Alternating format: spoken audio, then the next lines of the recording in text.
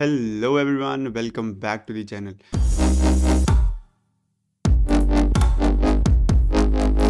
तो लास्ट की दो क्लासेस में हमने फाइनेंशियल मैनेजमेंट के चैप्टर को स्टार्ट कर दिया था एंड लास्ट क्लास जो थी उसमें हमने अपना factors affecting long term investment decision वाला टॉपिक कवर कर लिया था। आज की इस वीडियो में हम शॉर्ट टर्म इन्वेस्टमेंट डिसीजन को स्टार्ट करेंगे एंड आज तीनों डिसीजंस फाइनेंशियल मैनेजमेंट के ख़त्म कर देंगे। अब इसके बाद जो वीडियोस आने वाली हैं उसमें हम क्वेश्चंस को भी लेके आएंगे एंड स्लोली एंड ग्रेजुअली हम लोग लाइव आना शुरू कर देंगे ताकि लाइव इंटरेक्शन हो और लाइव अच्छे से हम पढ़ सकें। चलो तो स्टार्ट करते हैं आज की वीडियो को। सबसे पहला पॉइंट है हमारा short term investment decision. Now what is short term investment decision? जैसे कि मैंने आपको बताया कि इन्वेस्टमेंट डिसीजन के अंदर हमारे दो दो डिसीजन होते हैं। एक होता है लॉन्ग टर्म इन्वेस्टमेंट डिसीजन, एक होता है शॉर्ट टर्म इन्वेस्टमेंट डिसीजन। अब ये जो long term investment decision create हुआ ये हुआ because of long term asset, और जो शॉर्ट टर्म इन्वेस्टमेंट डिसीजन हुआ ये हुआ हमारा because of short term asset. इतनी बात हमें क्लियर है। तो शॉर्ट टर्म इन्वेस्टमेंट डिसीजन क्या होता है? Decisions which are related to the level of cash, inventory, receivables are known as short term investment decision. जैसे कि लॉन्ग टर्म में हमने पढ़ा था कि लॉन्ग टर्म इन्वेस्टमेंट डिसीजन वो होते हैं जो हमारी लॉन्ग टर्म एसेट की परचेस को यानी कि हमारी फिक्स्ड इन्वेस्टमेंट को इफेक्ट करते हैं। तो उसी तरीके से जो हमारी डे टू डे यानी कि करंट एसेट यानी कि करंट इन्वेस्टमेंट को इफेक्ट करते हैं वो हमारे शॉर्ट टर्म इन्वेस्टमेंट डिसीजन होते हैं, जो कि हम हो गया हमारा लेवल ऑफ कैश, कि हमारे पास कैश का कितना लेवल होना चाहिए, हमारी इन्वेंट्री का कितना लेवल होना चाहिए, हमारे रिसीवेबल्स कितने आउटस्टैंडिंग होने चाहिए। वो सारे हमारे शॉर्ट टर्म इन्वेस्टमेंट डिसीजन होते हैं। उसको कहते हैं वर्किंग कैपिटल डिसीजन। तो आपको ये चीज़ याद रखनी होगी कि अगर मैं लॉन्ग टर्म इन्वेस्टमेंट डिसीजन की बात कर रहा हूँ, अगर मैं लॉन्ग टर्म इन्वेस्टमेंट डिसीजन की बात कर रहा हूँ, तो लॉन्ग टर्म इन्वेस्टमेंट डिसीजन को मैं बोलता था कैपिटल बजटिंग डिसीजन। ठीक है, कैपिटल बजटिंग। और जो मैं अब शॉर्ट टर्म की बात कर रहा हूँ तो शॉर्ट टर्म को मैं बोलूँगा वर्किंग कैपिटल डिसीजन। तो आपको ये भी याद रखना है, वर्किंग कैपिटल डिसीजन। आपको ये वाले पॉइंट्स भी सब याद रखने हैं वरना पेपर में आप पॉइंट्स अच्छे से नहीं बना पाओगे। अब आते हैं इसके एग्जाम्पल की बात करते हैं कि इसके एग्जाम्पल क्या होते हैं। तो इसके एग्जाम्पल हैं जैसे कि making investment in the current asset, cash, inventory, receivables etcetera. जब आप किसी भी करंट एसेट में इन्वेस्टमेंट करते हो तो उसको हम शॉर्ट टर्म इन्वेस्टमेंट डिसीजन बोलते हैं कि आपका कैश कितना है, आपकी इन्वेंट्री कितनी है, आपके रिसीवेबल्स कितने हैं, वो सब। ठीक है, अब इसकी इंपॉर्टेंस की अगर मैं बात करूँ कि शॉर्ट टर्म इन्वेस्टमेंट डिसीजन क्यों इंपॉर्टेंट है। देखो, लॉन्ग टर्म हमने पढ़े कि लॉन्ग टर्म क्यों हमारे लिए इंपॉर्टेंट है, कि वो हमारे लिए ह्यूज कॉस्ट इन्वॉल्व करता है, हमारे को प्रॉफिटेबिलिटी में इंक्रीज ला के देता है, रिवर्सिबल होता है, इसलिए हमारे लिए वो इंपॉर्टेंट है। सिमिलरली शॉर्ट टर्म भी हमारे बिजनेस के लिए बहुत इंपॉर्टेंट है। क्यों? क्योंकि एक तो ये day to day working of the business को इफेक्ट करता है। क्योंकि कैश का क्या रोल है हमारे बिजनेस में? कैश का रोल यही तो है कि डेली बेसिस पे कितना कैश अवेलेबल है पूरी तरीके से ट्रांजैक्शन करने के लिए। ठीक है, तो डे टू डे वर्किंग को हमारे इफेक्ट करता है। Second point is they affect the liquidity as well as the profitability of the business. जैसे day to day working affect होती है वो इफेक्ट होती है लिक्विडिटी और प्रॉफिटेबिलिटी की वजह से। मतलब अगर हमारे बिजनेस में लिक्विडिटी अच्छी है तो हम अपने बिजनेस को डे टू डे बेसिस पे बहुत अच्छा चला सकते हैं। तो सबसे पहले हमारा जो शॉर्ट टर्म इन्वेस्टमेंट डिसीजन है वो हमारी लिक्विडिटी को भी इफेक्ट करेगा। अगर हमारी लिक्विडिटी इफेक्ट हो रही है तो हमारी प्रॉफिटेबिलिटी भी इफेक्ट हो जाएगी। कितना अच्छा हमारा बिजनेस प्रॉफिट कमाता है वो डिपेंड करता है कि हम कितने अच्छे शॉर्ट टर्म इन्वेस्टमेंट डिसीजन लेते हैं। मान लो कि हमारे रिसीवेबल्स बहुत ह्यूज अमाउंट के रिसीवेबल्स हैं, मतलब हमारे पास हमारा जो पैसा है वो बहुत सारी जगह पे ब्लॉक है, या फिर हमारी इन्वेंट्री ऐसी है कि हमने बहुत सारी इन्वेंट्री परचेस करके रख रखी है, तो उसकी वजह से हमारी इन्वेंट्री को रखने की कॉस्ट बढ़ेगी। ये बहुत सारे फैक्टर्स इन्वॉल्व हो जाते हैं, तो इसलिए हमारा शॉर्ट टर्म इन्वेस्टमेंट डिसीजन भी बहुत ज़्यादा इंपैक्ट होता है, जिसकी वजह से हमारी लिक्विडिटी, हमारी प्रॉफिटेबिलिटी भी इंपैक्ट होती है। इसीलिए ये इंपॉर्टेंट होता है। सबसे पहले डे टू डे वर्किंग को इफेक्ट करेगा, दूसरा हमारी लिक्विडिटी एंड प्रॉफिटेबिलिटी को इफेक्ट करेगा। तो ये ग्रीन वाले जो पॉइंटर्स हैं ये आपको याद रखने हैं। ठीक है, अब आते हैं अगले पॉइंट पे कि फाइनेंसिंग डिसीजन क्या होता है। फाइनेंसिंग डिसीजन हमारा क्या होता है? तो financing decision refers investment decision, I hope clear हो गया होगा इन्वेस्टमेंट डिसीजन के अंदर कितने पॉइंट्स इन्वॉल्व होते हैं, long term, short term. Long term के फैक्टर्स कौन से जो उनको अफेक्ट करते हैं, शॉर्ट टर्म के फैक्टर्स कौन से जो उनको इफेक्ट करते हैं, वो मैं आपको अच्छे से क्लियर कर चुका हूँ। ठीक है, अब आते हैं अगले डिसीजन पे जो कि है मेरा फाइनेंसिंग डिसीजन। तो फाइनेंसिंग डिसीजन क्या है? Financing decision means it refers to the determination of how the total funds required by the business will be obtained from various long term sources. Financing decision का नाम से ही पता चल रहा है, मतलब कि ऐसे सोर्सेज जो हमारे day to day fund requirement को के डिसीजन को इम्पैक्ट करेंगे कि हम कहाँ से इतना पैसा उठाएं लॉन्ग टर्म सोर्सेज जो हमारे बिजनेस के लिए बेनिफिशियल हो, तो वो होते हैं हमारे financing decision. It refers to the determination, determine करना कि total funds, how the total funds required by the business, business को जितना भी पैसा चाहिए वो कैसे और कहाँ से लिया जाए। ठीक है। Long term financial sources mainly include equity share capital, preference share capital, retained earning, debentures, long term loans. जितने भी लॉन्ग टर्म फाइनेंसिंग है, फाइनेंशियल सोर्सेज हैं, यानी कि जिनको हम पैसा लेट में चुका सकते हैं, वापस दे सकते हैं, वो बेसिकली क्या है, वो बेसिकली हमारे इक्विटी शेयर कैपिटल है। किसी भी बिजनेस को अगर पैसा लेना हो तो सबसे पहला एंड प्राइम सोर्स होता है उसकी कैपिटल। ठीक है। उसके बाद कैपिटल के बाद आता है रिटेन अर्निंग। रिटेन अर्निंग क्या होता है, जब बिजनेस चलता रहता है, रेगुलरली बेसिस पे चलता रहता है, तो वो कुछ ना कुछ प्रॉफिट अपना सेव करके चलता है।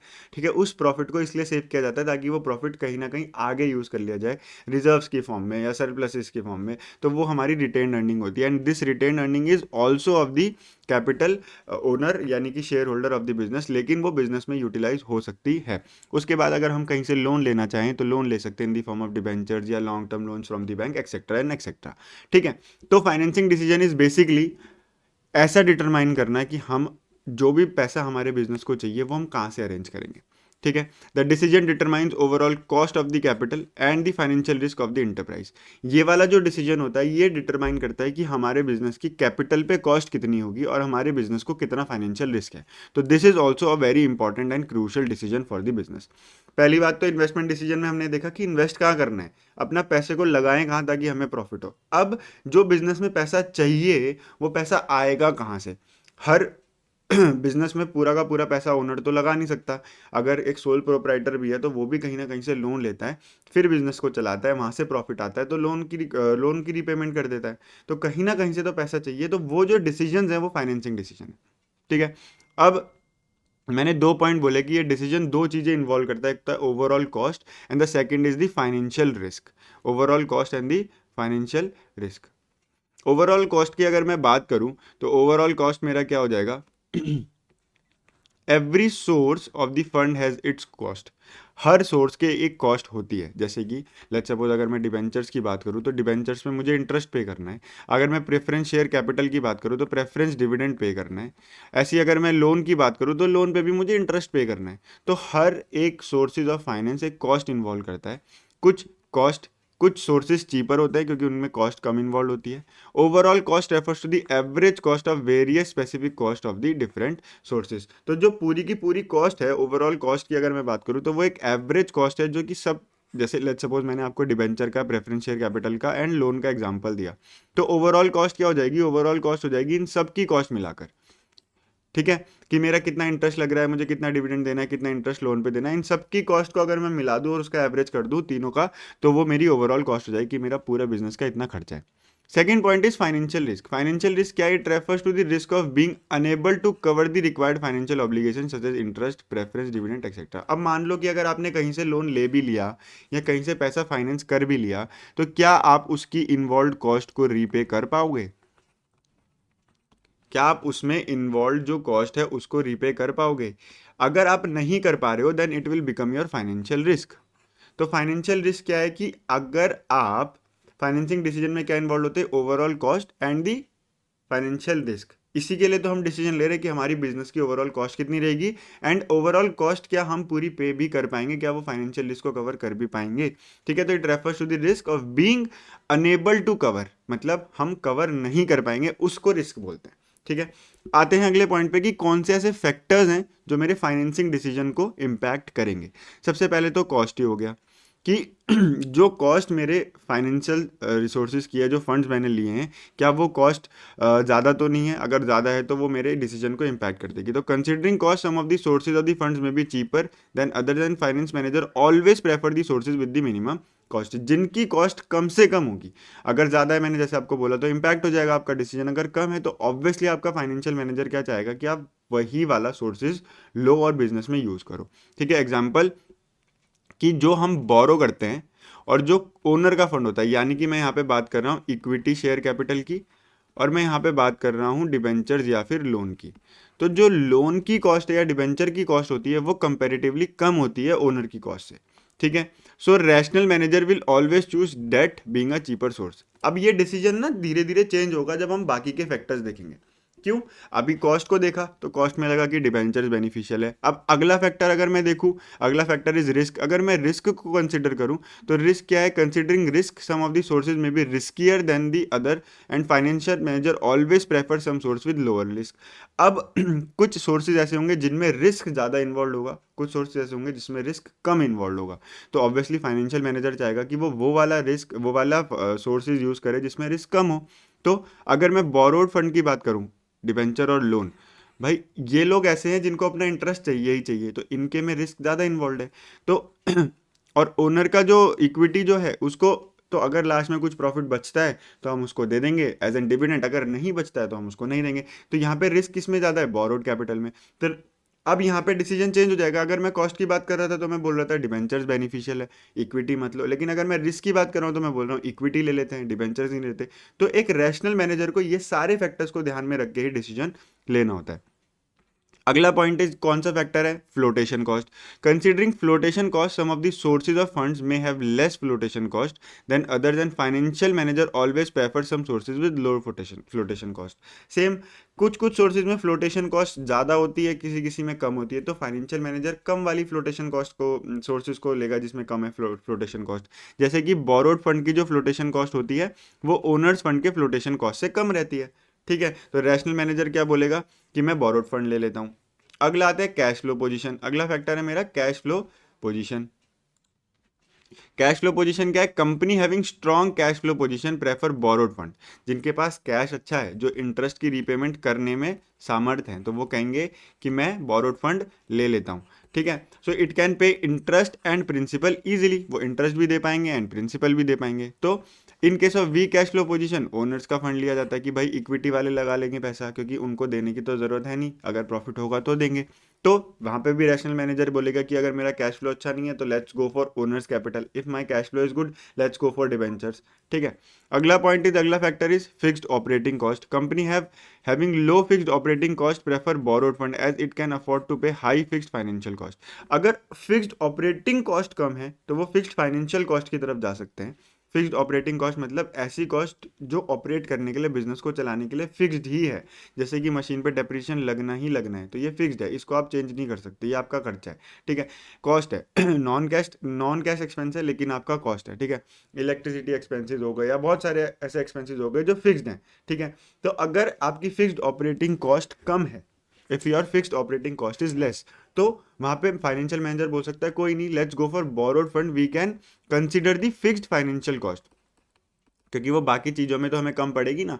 लेकिन अगर आपकी ऑपरेटिंग कॉस्ट ही बहुत ज़्यादा है तो वो बोलेंगे नहीं, देन गो फॉर इक्विटी, क्योंकि हम वहाँ पे वो चीज़ फिर मैनेज कर पाएंगे, क्योंकि हमें फिक्स्ड फाइनेंशियल कॉस्ट पे करने की जरूरत नहीं है। तो a company having high level of fixed operating cost prefers owner funds and it can not afford to pay high fixed financial cost. तो जिनकी हाई फिक्स्ड ऑपरेटिंग कॉस्ट है वो हमेशा ओनर कैपिटल पे जाएंगे, जिनकी लो फिक्स्ड ऑपरेटिंग कॉस्ट है वो हमेशा बोरोड फंड पे जाएंगे। ठीक है, तो अभी 5 फैक्टर मैंने आपको पढ़ाए, दोबारा से मैं 5 फैक्टर रिवाइज करा देता हूँ। सबसे पहला है कॉस्ट, जिसकी कॉस्ट कम होगी रैशनल मैनेजर उसको लेगा। हम क्या पढ़ रहे हैं? Factors affecting are financial decision. अगर एक फाइनेंशियल मैनेजर को डिसीजन लेना है कि उसको फंड्स कहाँ से लेने हैं, तो उस डिसीजन को कौन कौन से पॉइंट अफेक्ट करेंगे। तो सबसे पहला पॉइंट इज कॉस्ट। कॉस्ट कैसे इफेक्ट करेगी? कि जहाँ पे कॉस्ट कम है हम वो लेंगे। अगर मैं बात करूँ रिस्क की, तो जहाँ पे रिस्क कम है हम वो लेंगे। अगर मैं बात करूँ फ्लोटेशन कॉस्ट की, तो फ्लोटेशन कॉस्ट जहाँ पे कम है हम वो लेंगे। अगर मैं बात करूँ कैश फ्लो पोजीशन की, तो जहाँ पे मेरा कैश फ्लो स्ट्रांग है तो मैं बोरोड कैपिटल लूंगा। अगर मेरा कैश फ्लो पोजीशन वीक है तो मैं ओनर्स इक्विटी की तरफ जाऊंगा। एंड अगला पॉइंट हमने पढ़ा फिक्स्ड ऑपरेटिंग कॉस्ट। अगर मेरी फिक्स्ड ऑपरेटिंग कॉस्ट कम है तो मैं फिक्स्ड फाइनेंशियल कॉस्ट यानी कि बोरोड फंड की तरफ जा सकता हूं। अगर मेरी फिक्स्ड ऑपरेटिंग कॉस्ट हायर है तो मैं ओनर इक्विटी की तरफ जाऊंगा। क्लियर होगी यहाँ पे बात? चलो, control consideration, retention and dilution of management control over the business plays an important role while taking the financial decision. अब मैनेजमेंट का कंट्रोल कितना है, क्या वो डाइल्यूट हो रहा है, क्या वो रिटेन हो रहा है? ठीक है, अगर रिटेंशन की मैं बात करूं, अगर आपको अपना कंट्रोल रिटेन करना है बिजनेस में तो आप डेट्स इशू करोगे, क्योंकि फिर वहां पे कंट्रोल डाइल्यूट नहीं होता। क्यों? क्योंकि वो ओनर नहीं होते, वो हमारे लेंडर्स यानी कि क्रेडिटर्स होते हैं। तो वो हमारे बिजनेस के डिसीजन को इतना इम्पैक्ट नहीं करेंगे। लेकिन अगर आपको इक्विटी चाहिए तो आपका डिसीजन, आपका कंट्रोल डाइल्यूट हो जाएगा क्योंकि लोगों में बढ़ जाएगा। तो आपको अगर अपना कंट्रोल डाइल्यूट नहीं करना तो ऑब्वियसली आप डेट्स की तरफ जाओगे, लेकिन अगर आपने इक्विटी लिया तो आपका कंट्रोल डाइल्यूट हो जाएगा। एंड अगर आप इक्विटी लेते हो तो आपका कंट्रोल आपके हाथ से डाइल्यूट होने के पूरे पूरे चांसेस होते हैं। तो अगर आपको कंट्रोल कंसिडरेशन देखना है और आप अपना कंट्रोल नहीं देना चाहते तो आप वो लोगे, लेकिन अगर आप अपना कंट्रोल देने में सहमति हो तो आप इक्विटी की तरफ चले जाओगे। तो अगला फैक्टर क्या है? Control consideration. उसके बाद आते हैं state of capital market. State of capital market, state of capital market क्या है? Rising and depress time of capital market में अफेक्ट द फाइनेंशियल डिसीजन। जो हमारा कैपिटल मार्केट है, कभी वो बूम पे होता है, कभी वो बेरिश पोजीशन पे होता है, तो वो चीज़ भी हमारे बिजनेस को इम्पैक्ट करती है। During rising time people invest more in equity as it brings more earning. जब भी किसी कैपिटल मार्केट में जब भी एक ऐसा टाइम आता है जो वो राइज हो रहा होता है, तो ऑटोमेटिकली जो शेयर का प्राइस है वो भी इंक्रीज हो रहा है, तो लोग क्या चाहेंगे कि वो शेयर में इन्वेस्ट करें। अगर वो शेयर में इन्वेस्ट करेंगे तो उनके शेयर के प्राइस बढ़ जाएंगे। तो हम इस टाइम पे कौन सा डिसीजन लेना पसंद करेंगे? इस टाइम पे हम डिसीजन लेना पसंद करेंगे कि हम शेयर्स में इन्वेस्ट करें, ठीक है, इक्विटी में इन्वेस्ट करें। लेकिन during depress time people like to invest in debts at it brings secured earnings. तो हम क्या करेंगे? जब हमें दिख रहा है कि कैपिटल मार्केट कम है तो हम डेट के थ्रू पैसा उठाएंगे, क्योंकि लोग डेट में पैसा लगा रहे हैं, ठीक है। तो कंपनी को ये भी देखना होता है कि कैपिटल मार्केट की सिचुएशन क्या है, उस हिसाब से वो अपने फाइनेंशियल डिसीजन को लेती है। तो हमने कितने फैक्टर पढ़े टोटल? हमने टोटल 1 2 3 4 5 6 7 फैक्टर्स पढ़े, जिन 7 फैक्टर्स में हमने देखा कि हमारे फाइनेंशियल डिसीजन को किस तरीके से इम्पैक्ट हो सकता है, कौन से वो फैक्टर्स हैं जो हमारे फाइनेंशियल डिसीजन को इम्पैक्ट कर सकते हैं, ठीक है। अब आते हैं डिविडेंड डिसीजन की तरफ। Dividend decision is, it refers to the determination. ये मेरा लास्ट डिसीजन है। हमने फाइनेंशियल डिसीजन टॉपिक स्टार्ट करा था, फाइनेंशियल मैनेजमेंट चैप्टर स्टार्ट करा था। फाइनेंशियल मैनेजमेंट क्या होता है, उसका रोल क्या होता है, मीनिंग क्या होता है, ऑब्जेक्टिव क्या होता है। फिर मैंने डिसीजंस बोले, डिसीजन के अंदर हमने फाइनेंसिंग पढ़ लिया, इन्वेस्टमेंट पढ़ लिया। Now is dividend decision. Dividend decision का मतलब होता है, it refers to the determination of as how much part of the earning should be distributed among the share holders. तो ये ना एक चेन है। सबसे पहले पैसा लगाना कहाँ है, इन्वेस्ट कहाँ करना है। अब इन्वेस्ट करने का तो सोच लिया, लेकिन वो पैसा लाना कहाँ से? Financing decision. पैसा लाने का भी सोच लिया, लेके भी आ गए, इन्वेस्ट भी कर दिया, अब अर्निंग हो गई। अब उस पैसे को बांटना कैसे है, किसको कितना पैसा देना है, डिविडेंड डिसीजन, ठीक है। तो by way of dividend, how much should be retained in business for the future as retained earning. तो कितना पैसा जो कमाया उसको डिस्ट्रीब्यूट करना है, एंड कितना मुझे रिटेन करना है, वो होती है मेरी वो डिसीजन होते हैं मेरे डिविडेंड डिसीजन, ठीक है। इस डिसीजन को हम डिस्पोजल ऑफ सरप्लस डिसीजन भी बोलते हैं। जैसे हमने long term and short term में नाम पढ़ा कि लॉन्ग टर्म को क्या बोलते हैं, कैपिटल बजटिंग डिसीजन, उसको क्या बोलते हैं, वर्किंग कैपिटल डिसीजन। एंड इसी तरीके से डिविडेंड डिसीजन को बोलते हैं डिस्पोजल ऑफ सरप्लस डिसीजन। जो भी सरप्लस आया उसको किस तरीके से डिस्पोज करना है, उसका जो डिसीजन लेना है, उसको बोलते हैं हम डिविडेंड डिसीजन। तो अब हर share holder, every share holder generally wants maximum dividend. हर शेयर होल्डर क्या चाहेगा कि मैं अगर किसी कंपनी के शेयर में पैसा लगाता हूं तो वो मुझे ज़्यादा से ज़्यादा रिटर्न दे, ठीक है। And the companies want to retain maximum amount for the future obligation. एंड कंपनी क्या चाहेगी कि जितना भी मैंने सरप्लस कमाया उसका जो मेजॉरिटी पार्ट है उसको मैं बिजनेस में रिटेन कर सकूं, ताकि अगर कल कोई फ्यूचर इनसर्टेनिटी आए तो मैं उसमें उसको यूज़ कर सकूं, या फिर मेरे को कल अलग से मेरे को डिविडेंड प्रोवाइड करना है अपने शेयर होल्डर्स को, ताकि मैं दिखा सकूं कि हाँ मेरी कंपनी एक स्ट्रांग पोजीशन में है। तो वो चाहती है कि वो बिजनेस में पैसा रिटेन करे। So the financial manager has to wisely take a decision so that the balance is maintained between both. तो फाइनेंशियल मैनेजर का यहाँ पे एक बहुत इंपॉर्टेंट रोल आ जाता है कि उसको डिसाइड करना है कि कितना पैसा वो शेयर होल्डर्स को दे, कितना वो रिटेन करे, ताकि कंपनी को भी फायदा हो एंड शेयर होल्डर भी सेटिस्फाइड रहे। तो वही चीज आज का लास्ट टॉपिक कि हम फैक्टर्स पढ़ लेते हैं कि वो कौन से फैक्टर्स हैं जो मेरे डिविडेंड डिसीजन को इम्पैक्ट करेंगे। तो सबसे पहला तो साफ साफ है कि कितनी अमाउंट की हमारी अर्निंग है।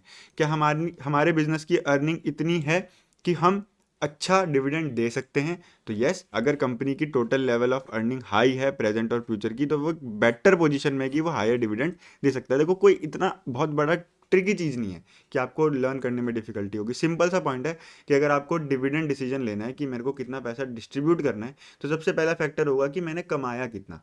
If my earning of present and past is very good and I mean strong position, कि मेरी अर्निंग अच्छी है, तो मैं एक ऐसी पोजीशन में हो कि मैं अच्छा डिविडेंड डिक्लेयर कर सकता हूँ। Second point is stability of earning.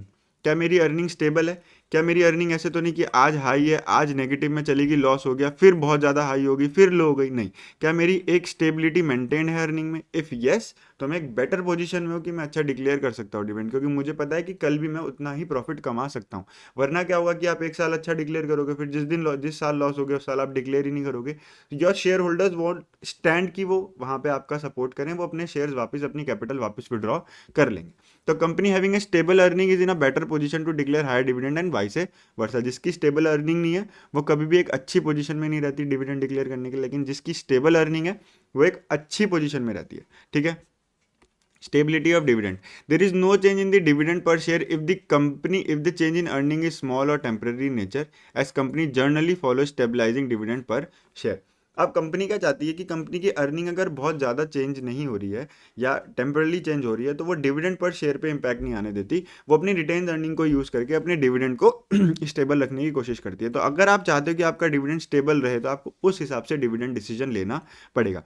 Increase in dividend is generally made when there is confidence that the earning potential has gone up and just not earning in the current year is increased.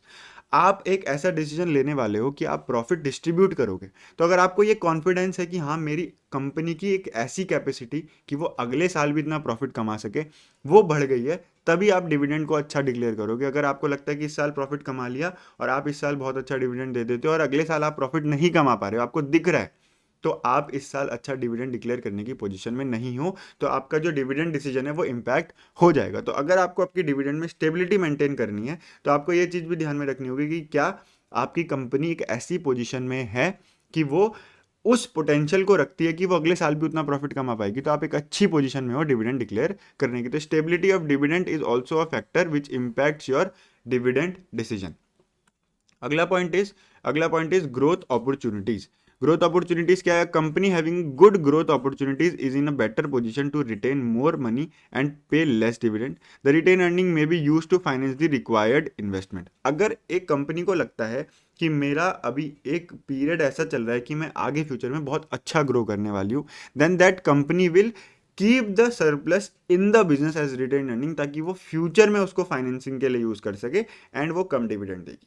लेकिन जब वो एक ऐसी position पे, strong position पे आ जाएगी कि उसका बिजनेस अब बहुत अच्छा चल रहा है, तो वो डिविडेंड बहुत अच्छा देगी एंड फिर वहाँ पे रिटेन अर्निंग थोड़ा कम कर लेगी। तो अगर ग्रोथ अपॉर्चुनिटी दिख रही है इन नियर फ्यूचर तो रिटेन अर्निंग बढ़ जाते हैं, डिविडेंड डिक्रीज हो जाता है। ठीक है। अगला point is cash flow position. Again, अगर आपकी स्ट्रांग कैश फ्लो पोजीशन है तो आप अच्छा डिविडेंड डिक्लेयर करोगे, अगर नहीं है तो आप डिक्लेयर नहीं करोगे, क्योंकि dividend outflow of cash involve करता है। आपके पास कैश होना भी तो चाहिए ना आप डिविडेंड देने के लिए। अगर आपके पास कैश ही नहीं है तो आप डिविडेंड दोगे कहाँ से? ठीक है। शेयर होल्डर की प्रेफरेंस। अब शेयर होल्डर की प्रेफरेंस भी डिपेंड करती है कि शेयर होल्डर्स क्या चाहते हैं। Company consider share holders expectation, regular income और capital gain and then take dividend decision. अब कंपनी क्या चाहेगी कि वो डिविडेंड के फॉर्म में एक तरीके से रेगुलर इनकम देती रही, या फिर शेयर का प्राइस इंक्रीज कर दे। शेयर का प्राइस इंक्रीज हो जाएगा तो ऑटोमेटिकली वो सेल करेंगे शेयर्स को एंड उनको कैपिटल गेन होगा। तो शेयर होल्डर्स क्या चाहते हैं? दे वांट कैपिटल गेन और दे वांट रेगुलर इनकम। तो उस हिसाब से भी कंपनी को डिसीजन लेना पड़ता है। If majority share holders choose that certain amount should be declared as dividend, then the company are likely to declare the same. अगर कुछ शेयर होल्डर्स चाहते हैं कि नहीं, हमें रेगुलर बेसिस वाली इनकम ही चाहिए, मतलब हमारे पास पैसा आता रहे, हम अपने शेयर्स नहीं बेचना चाहते, तो वो डिविडेंड की तरफ जाएंगे एंड कंपनी को डिविडेंड डिक्लेयर करना पड़ेगा। 7 point is stock market reaction. Stock market कैसे रिएक्ट करता है? Every increase in dividend increase the market price of the share and vice वर्सा। जैसे ही कोई कंपनी अपना डिविडेंड डिक्लेयर करती है कि मैं इतना डिविडेंड देने वाली हूँ, वैसे ही उसके जो शेयर के प्राइस हैं वो इंक्रीज हो जाते हैं। ठीक है। Financial manager should always wisely take decision keeping in mind the impact of declaring dividend the market price of the share. No company wants the market price to fall down. तो आप ऐसा ना करो कि आप इतना कम डिविडेंड दो, या डिविडेंड दो ही नहीं कि आपका शेयर प्राइस गिर जाए एंड लोग आपके शेयर को छोड़ छोड़ के निकलने लगे, मार्केट से एग्जिट लेने लगे जल्दी जल्दी, कि अभी थोड़ा वो है ऊपर है, नीचे नीचे जाए उससे पहले एग्जिट ले लो। तो आपको एक बीइंग अ फाइनेंस मैनेजर एक ऐसा डिसीजन लेना है कि आपके शेयर का प्राइस इंपैक्ट नहीं होना चाहिए। अगला point is access to the capital market. Company having easy access to the capital market is in a good position to declare dividend and vice versa. ऐसी कंपनी जिसके पास एक एक्सेस है capital market का, वो डिविडेंड अच्छे से declare कर सकती है। Such company are less dependent on retain earning to finance the growth, क्योंकि उनको पता है कि कैपिटल मार्केट से मेरे पास कैसे ना कैसे करके पैसा तो आ ही जाएगा, तो वो एक अच्छी पोजीशन में रहती है कि वो डिविडेंड डिक्लेयर कर सकें। उसके बाद आता है लीगल कॉन्स्टेंट। अब डिविडेंड डिक्लेयर करना इतना भी आसान नहीं है कि आप चाहो और आप कुछ भी डिविडेंड डिक्लेयर कर दो, नहीं।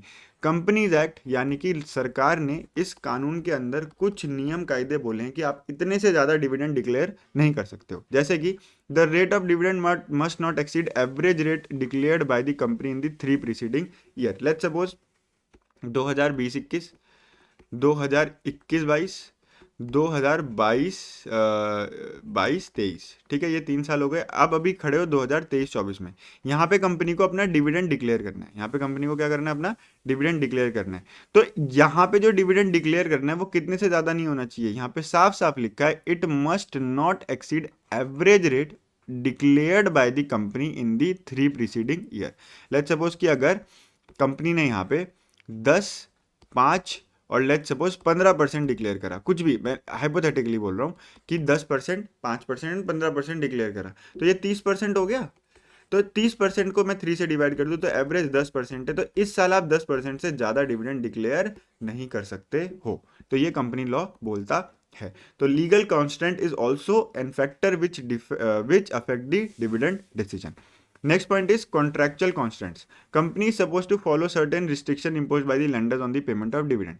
Obviously, अगर आपने फाइनेंसिंग करी है, फाइनेंसिंग में आपने लोन लिया है, डिबेंचर से लिया है या बैंक से लिया है, और आप बहुत ज़्यादा डिविडेंड डिक्लेयर कर रहे हो, इंटरेस्ट नहीं दिया जा रहा आपसे डिबेंचर्स पे, लोन पे इंटरेस्ट नहीं दिया जा रहा, लेकिन डिविडेंड दिए जा रहे हो, तो भाई वो लोग बोलेंगे, उन लोगों ने कॉन्ट्रैक्ट किया है, वो कॉन्ट्रैक्ट करेंगे, वो बोलेंगे कि आप अपना इंटरेस्ट तो पे नहीं कर पा रहे हो, जो आपकी फाइनेंशियल फिक्स्ड ऑब्लिगेशन है, लेकिन आप डिविडेंड दिए जा रहे हो। तो ये फैक्टर भी हमारा इम्पैक्ट करता है हमारे डिविडेंड डिसीजन को, जो कि है कॉन्ट्रैक्ट बिटवीन द लेंडर्स। वो चाहें तो रिस्ट्रिक्शन लगा सकते हैं on your payment of dividend. ठीक है, तो हमारे फाइनेंशियल डिसीजंस के तीनों टॉपिक यानी कि investment, financing and dividend decisions खत्म हो चुके हैं। इनको कौन कौन से फैक्टर्स इम्पैक्ट करते हैं वो भी हम कर चुके हैं, देख चुके हैं। अब अगली वीडियो में अगला टॉपिक करेंगे। एंड अब जैसे मैंने आपको वीडियो की स्टार्टिंग में भी बोला कि धीरे धीरे अब क्वेश्चंस के भी वीडियोस आने स्टार्ट हो जाएंगे। ठीक है, तो प्लीज़ अगर आपको अच्छे लग रही हैं रिविजन्स तो प्लीज़ रिविजन को फॉलो करो। Thank you for watching this video. अगर आप चैनल पर नए हो तो प्लीज़ प्लीज़ प्लीज़ चैनल को सब्सक्राइब कर लो। ठीक है अपने दोस्तों के साथ शेयर करो, वीडियो को लाइक करो, and please please please in videos के साथ राइटिंग प्रैक्टिस ज़रूर करो। कोई भी डाउट, कोई भी डिफिकल्टी किसी भी पॉइंट में, तो आप प्लीज़ मेरे को कमेंट बॉक्स में कमेंट करके बता सकते हैं। If you want any kind of improvement या any kind of requirement that you have, you can also share that requirement to me under the comment box. Thank you for watching this video again. See you in the next video. Till then, stay connected, stay fit, and stay happy. Jai